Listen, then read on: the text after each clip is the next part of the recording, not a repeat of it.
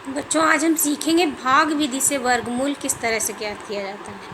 तो देखिए, भाग विधि से वर्गमूल निकालने का इसलिए निकालने को हमें सोचना पड़ता है क्योंकि जो संख्याएं पूर्ण वर्ग नहीं होती हैं, कैसी नहीं होती हैं, पूर्ण वर्ग नहीं होती हैं, ठीक है। तो उनका वर्गमूल कैसे निकलता है, उनका वर्गमूल भाग विधि से ही निकल पाता है, से निकाला जाता है।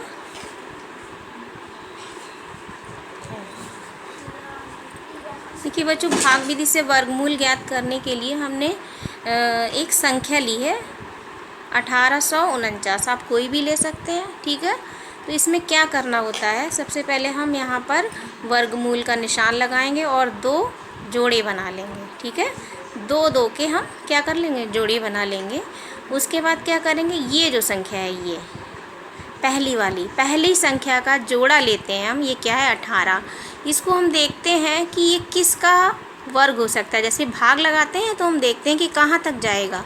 भाग में क्या करते हैं, जैसे ये 18 है तो हम क्या लिखते हैं, 3 छक 18 लिख देते हैं। लेकिन ये वर्गमूल है तो हम वर्ग देखेंगे कि किस संख्या का वर्ग अधिकतम इससे बड़ा ना हो। जैसे 2 का वर्ग क्या आएगा, 4 आएगा। 3 का क्या आएगा, 9 आएगा।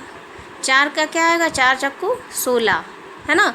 तो यहाँ पर क्या करेंगे, ये 16 ही जाएगा क्योंकि 5 से करेंगे तो 5 25 ज़्यादा हो जाएगा। भाग की तरह ही बिल्कुल करना होता है। तो यहाँ पर ये क्या होगा, 4 चक्कू 16 से ही जा पाएगा। तो यहाँ 4 यहाँ लिखते हैं, ध्यान से देखिए, 4 को यहाँ लिखते हैं और 4 यहाँ लिख देते हैं। 4 चक्कू क्या आ गया, 16, ठीक। और इसको भाग की तरह क्या कर दिया, घटा दिया। 18 में से इसको घटाएंगे तो क्या बचेगा, 2, ठीक। अब क्या करेंगे, जैसे भाग में हम क्या करते थे, एक संख्या को यहाँ उतार लेते थे, लेकिन इसमें वर्गमूल के केस में क्या करते हैं, ये जोड़ा उतारा जाता है, पूरा जोड़ा। तो हम क्या उतारेंगे, यहाँ पे पूरा ये जोड़ा उतार लेंगे। क्या उतरेगा, 249 हो जाएगा। 49 हमने यहाँ उतार लिया। अब ये संख्या क्या हो गई, 249 हो गई, ठीक। अब क्या करते हैं, आगे हमें कैसे हल करना है, इसको ध्यान से देखिए। 4 का दुगना क्या होगा, यहाँ पर जो संख्या आती है उसका दुगना लिखा जाता है। 4 का दुगना क्या हुआ, 8। इस लाइन के सामने यहाँ लिख लेंगे 8। क्या लिख लेंगे, 8। 4 का संख्या का दुगना यहाँ लिख लिया जाता है, ठीक है। फिर यहाँ पर ऐसी संख्या से गुणा करते हैं जो 249 से ज़्यादा न हो। देखिए बच्चों, 8 हम यहाँ लिख लेंगे। अगर हम 2 बार करेंगे तो 8 दूनी 16 जाएगा। यहाँ पर 2 अंकों से हम तुलना कर लेते हैं। तो 8 से अगर हम 3 बार करें, यहाँ 3 लिखते हैं और यहाँ 3 लिखते हैं और इसका क्या कर देंगे, गुणा। तो 3 तियाँ क्या आया, 9। 3 अट्ठे क्या आएगा, 24। यानी कि ये पूरा चला गया, है ना। तो हम क्या लिखेंगे, ध्यान से समझिए। यहाँ 3 लिखेंगे यानी ये क्या हो गया, 83। 83 और तियाँ, 83 तियाँ क्या हो गया, 249। ये पूरा कट गया। अगर शेष बचता तो यहाँ शेष लिखते, फिर आगे करना पड़ता, ठीक है। तो इस तरह से हमने इस संख्या का 1849 का भाग विधि से वर्गमूल निकाला है। तो इसका 1849 का वर्गमूल क्या आ गया,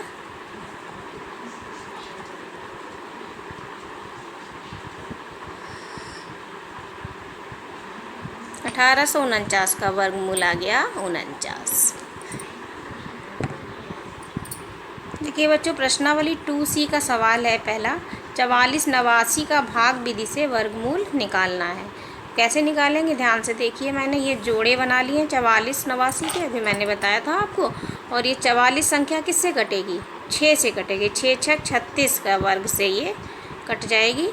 तो ये हमारा क्या है, 36 हमने लिया, 14 में से हमने इसको घटा लिया, 14 में से 6 गया, कितना बचेगा, 8 हो जाएगा। और इस संख्या के जोड़े को यहाँ पर ऐसे उतार लेंगे। अब ये जो 6 है इसका दुगना यहाँ लिखा जाएगा बच्चों, 12 आ गया, है ना। अब 12 में हम ऐसा कुछ करें कि ये पूरा इससे कट जाए। देखिए कैसे होगा ये,